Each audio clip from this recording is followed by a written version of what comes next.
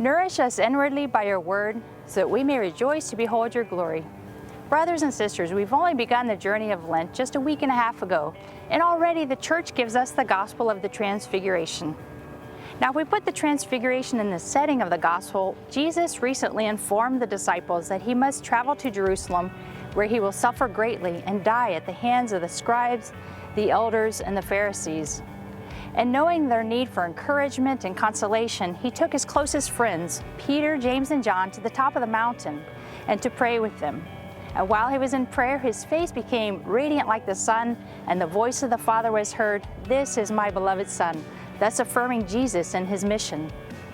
Now, Jesus wants to do the same thing for us. When we're in our deepest suffering and hardships, he wants to show us himself, to know that he is journeying with us, to give us that consolation and that strength.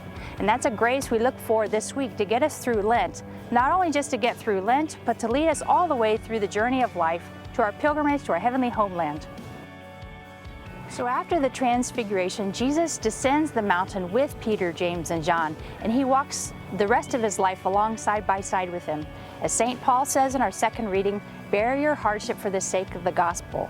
And so Jesus wants to do that with us. He wants to walk with us side by side throughout all the events of our life. What would your life look like if you saw the face of Jesus and the people around you and your family and your workplace and your school, whatever circumstances, your recreation and in your prayer? Jesus wants to reveal himself to us in all the events of our life.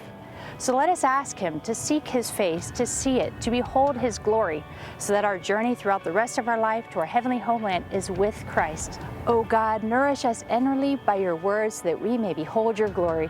Brothers and sisters, let us pray for each other throughout this journey of Lent. God bless you.